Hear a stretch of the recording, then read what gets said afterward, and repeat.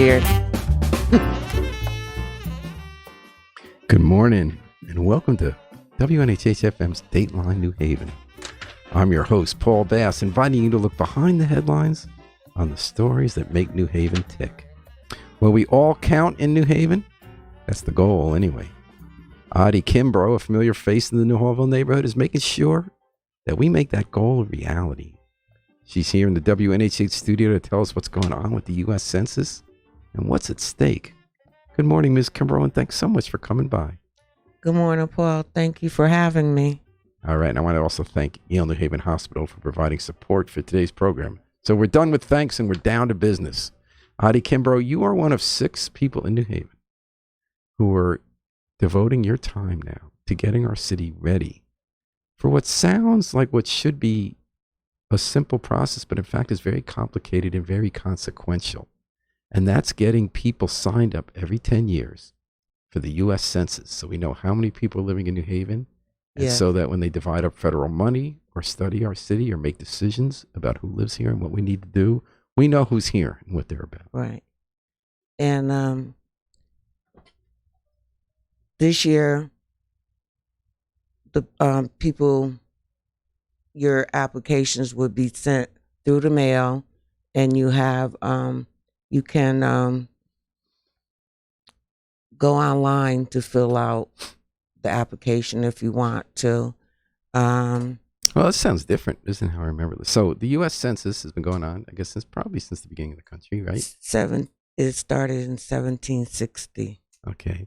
And you're part of a 6-person steering committee, if I'm not mistaken. Yes, I am. Appointed by the mayor? Or the lieutenant governor, is it? I know they've been active on this. It's the mayor and the lieutenant governor, but I volunteer. Mm-hmm. And how did you get picked for this? I went to the first meeting. We had a meeting Hall. in New Haven where they tried to get everybody pumped. The lieutenant governor, Susan Vice came, Mary Tony Harp. They said, we're going to care about this in New Haven. Yes. And we're going to get ready before it officially starts. But we're going to make sure we get this done. Okay. So you came to the meeting. And why did you go to that meeting at Hall of Records? Because I feel that the Black and brown people of New Haven need to really know how the census work, what it entails for our community, and what money it would bring to help the city of New Haven and the communities. For every application filled out, every one application, New Haven would receive $2,900 from the federal government. From the federal government. Uh-huh. For application for individual or household. One person that fills out the and that's application. because we get reimbursed per head. Per head. City based for a variety of social and economic development programs, right? And this would help with our roads, our hospitals, our schools, and hunger. And hunger, yes, very important. Just to important. name a few. Well, yes. Sometimes we get law enforcement reimbursement for certain programs. Right. And that's just the beginning. And you don't have to know the whole government. We know the point. We know it touches our lives in every way. Yes. And the government is we, it's not they. We got to make it work. And it's very important. So you were motivated because you'd read about it, you heard about it. How'd you hear about that meeting, Hall Records? I'm just curious how someone gets involved in the census at that level. I got an email because I'm involved in my neighborhood, and I was on the management team in New Hallville. The best management team in the city. Yes, it is. And there are other good ones, but you folks really do it. We work hard to help our community. Mm-hmm. So you're on an email list. Yes, I am. And the email list said, come to this meeting. So you said, I'm going to go because I care about this. And you already went. Sounds like you already knew that it mattered. I did because I lived in Los Angeles in 1980, and I did the census there. What do you mean you did the census? I applied for it, and you had to go door to door. Oh, you mean you had a job going door to door? Yes, which for the 2020 census, you're not going to go door to door. Yeah, I was going to get to that from what you told me earlier because I'm Right. ready to be surprised. I didn't know about all this. But first, I want to get how you got involved, Addy. So you knew it mattered. You'd gone door to door at the census when you lived briefly in Los Angeles. I know most of your Yes. life you lived here in New Haven, Hill neighborhood, New Hallville. Yeah. You went to this meeting, and what got you then involved in a steering committee? Did you hear something? Did you get revved up? Because I know the lieutenant governor and the mayor were really hyped up about it, and trying to get people excited. It worked with you. Right. So, I'm not going to get his last name right. It's okay. But Mike in economics, I talked to him at the city, and I asked him to keep me in mind, and he did. So, So then you got on a committee, and does this committee meet pretty regularly, planning strategy for the committee census? the committee meets the fourth Tuesday of every month at 3 p.m. At the main library on Elm Street. Mm-hmm. And what's your responsibility on this committee? You're supposed to reach out to people to apply for jobs. You're supposed to do public information campaigns. Public information. Like this. Yes. You are definitely doing your job today, Addy Kimbrough. I'm scared to death, but you yes. don't need to be scared. Come on. It's just us and some other folks. Okay. Yeah. With our back to school, like when they give Backpacks away and stuff like that. I don't set up the table, but Paul, who's from the 2020 census, worked for the federal government. He will come. So you're helping them find out how to reach people. Right. So now we're going to talk. I'm just going to let listeners remind them that they're listening to Addy Kimbrough, who's here with us on Dateline New Haven. So great to have you here on WNHH, your home for community radio, 103.5 FM, live streamed at newhavenindependent.org. We're getting ready for the 2020 census in New Haven. Yeah. Addy Kimbrough and a gang of 6 citizen volunteers are trying to make sure we know about it. So when does the census start? It starts next year. Like January 1st? No, March. It starts in March. So in March. People, and when does it run through? Through the letters will go out in March to April, and follow-ups will be But you got a few months to sign up. Yes. And as you've been kept saying, and I keep cutting you off, so now we're going to talk about it. It's different from the past. Yes, I believe even as recently as 2010, the main way we signed up people was getting them door to door. Yes. Someone comes to your door and fills out a form with you. Yes. And now we're throwing that all out the window. And they're just gonna mail them. No one's going door to door. The only way that people would go door to door if first they'll send a postcard if they didn't receive a response. Then they would go door to door. So was it in the past? They started out by sending a whole bunch of people door to door to sign people up for census. Right. This year, they're going to try other stuff. They're going to mail stuff to whom? People who signed up before, or people on voter lists, or people on driver lists, or just occupant of every house? No, it would be names on it. So it would be from the voting, from the material that they already have. What about people fall through the cracks? People move a lot. They don't have a driver's license. They don't. A lot of people don't sign up to vote. I mean, I think we have. Well, they look for P.O. we have boxes. about 56,000 people registered to vote. That's less than half our population. They look for P.O. boxes. We really dig to find out where 129,000 people are. I thought we're over 130,000. No, it's 129. Based on what? The last census? In 2011. Yeah, So we've grown a lot since then. Yeah. Yeah. So that's the thing. How do we find out if we grew if we're looking at the group that was there 10 years ago? Like I said, they're digging. They're digging in other ways. Other ways. P.O. yes. boxes. Then you just mentioned Yes. a table. So they're going to go to the parents when school starts. Yeah. So in other words, it sounds like the U.S. Census Bureau itself has it covered sending letters out.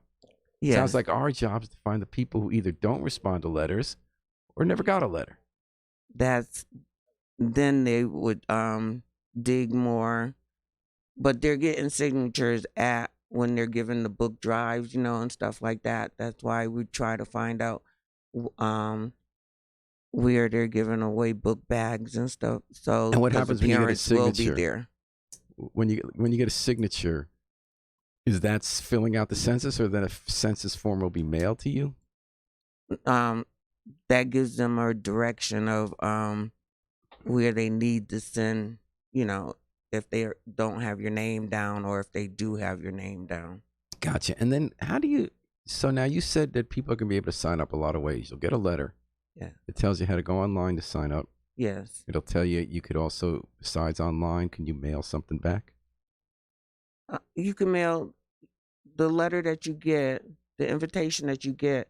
It can be mailed back or it can be done online. Mm-hmm. It'll tell you. Because not everybody is online. Everybody's not in line. That's why you can mail it back, but they're making it convenient so you can go online. And everything is being done now online, And in addition to the backpack event, are schools going to help you? Because if you really want to know where a lot of kids and social service agencies, like would the soup kitchens and the schools also find you people? The soup kitchens would, because the homeless, and we were talking about this at our last meeting, because in New Haven, some of the homeless don't go to the shelters. They are outside. So there are gonna be people going outside.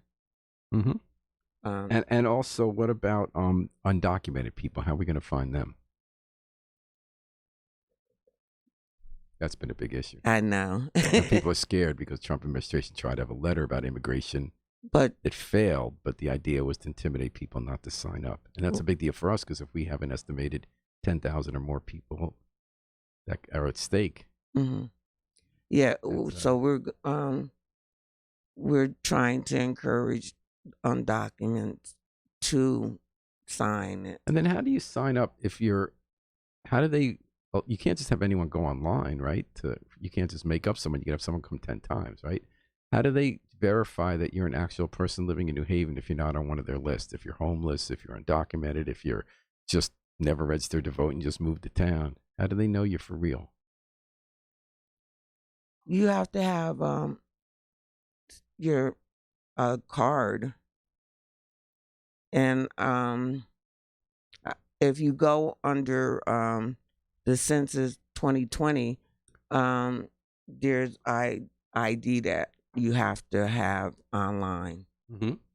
Okay, so census 2020. Yeah. You want everyone to go there as a first step. Right.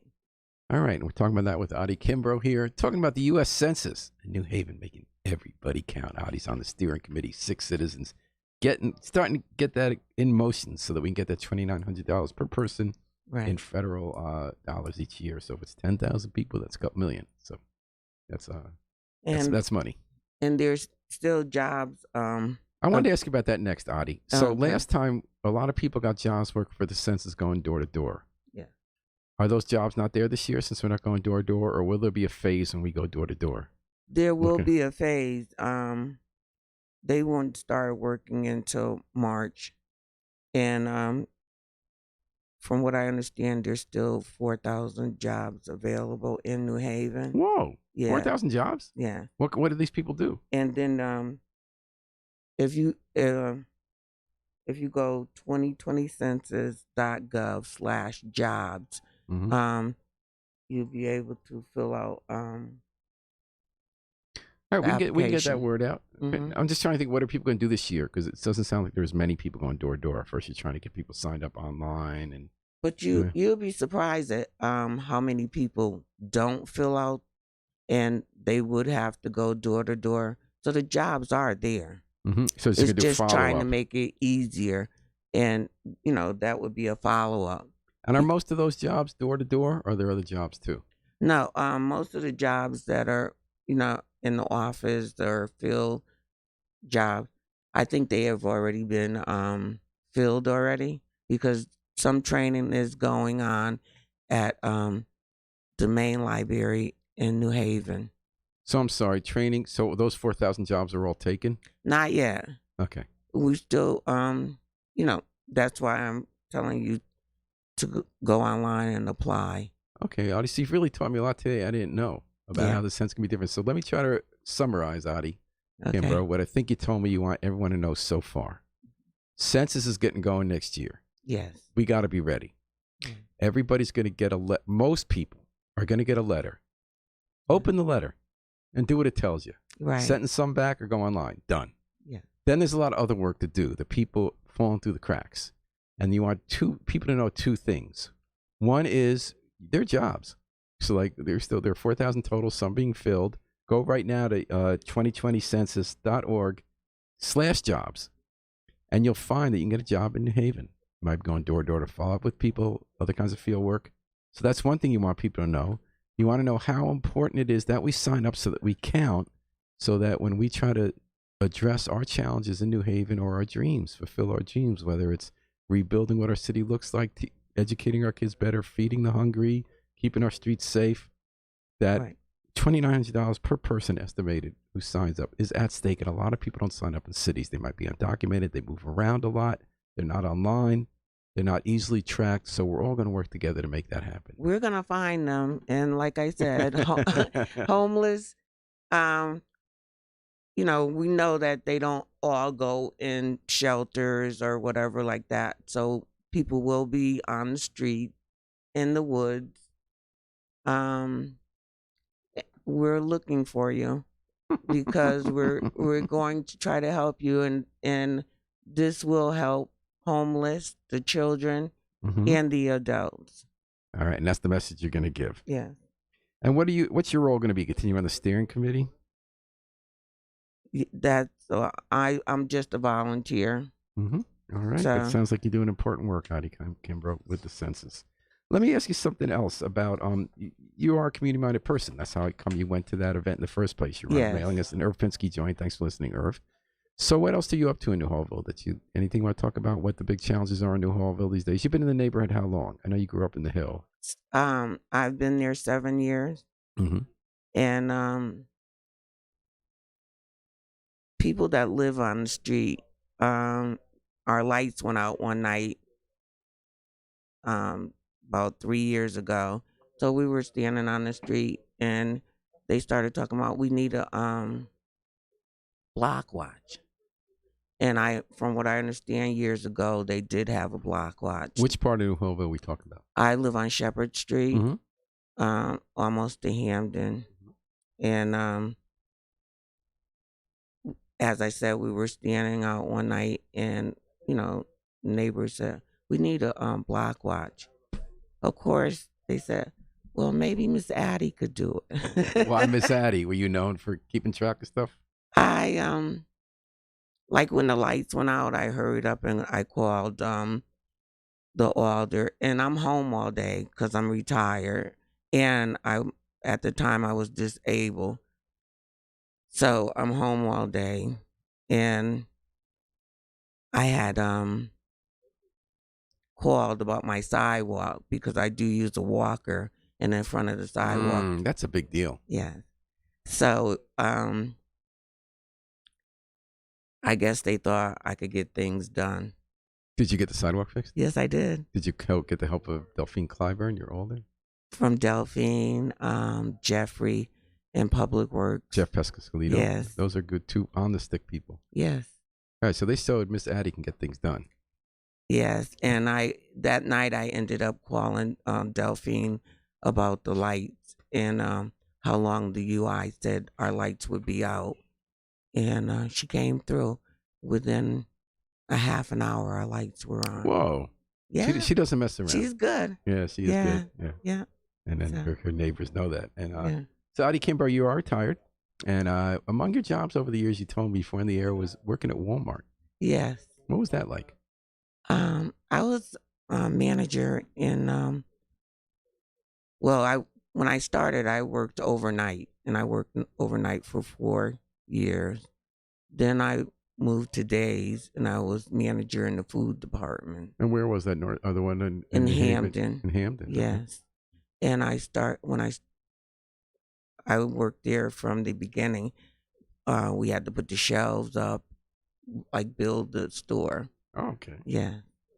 How did you enjoy working from Walmart? I did. Tell me about that, because we always hear,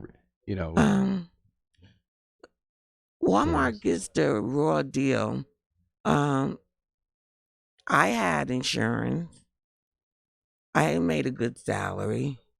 I got over 5 incentive raises while I was there. Over how many years? I worked for Walmart from 1998 to 2005. Mm-hmm. And most of those incentive raises came overnight. I got to go to an AACP dinner on Walmart because they had a table, and I was chosen to go to that more than one time. I bet you got to know a lot of people. You do. It's like being in the thick A of things. lot of people. But What's the day you'll never forget working at Walmart? what's the day? When I quit. Tell me about that. No, well, the only reason I quit Walmart is because I had brought my aunt, my sister's mother, from Albany, and I was taking care of her and working and taking care of my aunt. It became a chore. So So you were caring. Yeah. That is a big job. So you decided to retire. yes. All right. And then I mean, this is an obvious question, not a happy question. What did you think about the shooting at Walmart last weekend? Did that hit you in any way? I feel for the people, and Nina, I forgot Nina Silver and I were talking yesterday because she used to work at Walmart too, and in Hampton, and we said that could have happened while we were there because you do get irate customers and stuff like that. So I do feel for the people, Okay. and I'm glad it didn't happen. I'm glad too. The Addy, your last name is Kimbrough, Kimbrough. Yes. But you and I, when we first met, you told me, in fact, there's another Kimbrough, Kimbrough, the late Warren Kimbrough, who was a community leader, had a Project More, did everything prison reentry, a lot of community organizing over the years. You're actually related to him, right? Yes, he's my cousin, and the reason why how I found out is through well, I guess through the help of the census too, because when you go on and check, your family background and stuff like that, and then talking to his son Germano, Who's running, by the way, for Alder in the Hill. yes, Yeah. in the Hill, and we found out that well, my great grandfather's name is Washington Kimbrough, and he was born in North Carolina, and they left. His brother went to Philadelphia, and my great grandfather went to Alabama. So when Warren's great grandfather left, he took off the UGH, and my great grandfather left his on, but they were brothers, and he went to Philadelphia, and like I said, my great grandfather went to Alabama. So how'd you discover all this? What's that that you look up? I forgot. DNA info or no? I did a DNA, but But you did meet Warren before he died. I did meet him one time, And you made that connection. and I met his sister once through my daughter, because my daughter knew them before I did. But a funny story happened. My son's name is Warren. Oh yeah? Yes, his last name is Kimbrough, and we go to Royal Vision Center. And Warren, that passed, he went there. Warren. So Royal, he thought that he had another child out there that he didn't know about. But that wasn't the case. So Royal gave Warren my phone number. And when he called me, he was like, do you have a son named Warren Kimbrough? I said, yes. So he was trying to find out why was his last name Kimbrough, and I told him. And he said, oh, thank God. He said, oh, thank God, like that, right? But it was so funny. And that's how I got to meet Warren Kimbrough, my cousin, because I didn't know him. And I had heard the name in the community, but I'm much younger than him. So I really never pursued it until I got older. But the story I just told you happened about 6 or 7 years before he passed. So you got a chance to know him a little Yes, bit. I He was a did. great guy. Yes. I'm glad to get to know you a little bit today, Addy Kimbrough. But my cousin Germano, we're close, and my great grandson and Germano look like twins. Oh, isn't that interesting? Yeah. The way DNA works. Like my great grandson just turned 3 Tuesday, and but they look like Germano spit him out like that. You know, somebody would think he was Germano's baby instead of somebody else. Are you going to help Germano in his campaign to run for alder? I offered to help him. Yes, I did. So you do a and lot I of helping. will. So retired, you're busy. Addy Kimbrough did not retire from the community. You retired from day job. Yeah. And you're making things happen. And one way you're making it happen is the U.S. Census. Yeah. You're one of 6 people on the steering committee making sure we count in New Haven. We're getting the word out, everyone. 2020census.gov. Yeah. Addy Kimbrough says, and she's right, you should go there and figure out how you're going to sign up. And if you go to /jobs, you get one of those 4,000 jobs coming to make this effort happen. Right. And they start at $15 an hour. So. All right. That works. But you wouldn't start in, it's a year and a half, part-time. One other thing I found out at the last meeting, if you're on DSS or social service and you apply for one of these jobs, your money that you do, your income that you get from the state welfare will not be in jeopardy. You won't be penalized No. for part-time work. No. Well, that's a really big deal. So that's good. Yeah. That's really great. Yeah. All right. Well, Addy Kimbrough, what a joy to meet you today. Thank you, Paul. And thank you for coming on. I hope everyone takes Addy's advice, 2020census.gov. Get a job now and then get ready starting March to have us all count. Yes. We really need to get this count. All right. New Haven can really use this money for different things. All right. Well, thanks, Addy Kimbrough. Thanks, New Haven Hospital, for providing support for today's program. Thanks for the miracle men behind the controls, WNHA Station Manager Harry Drost and Sam Hadelman.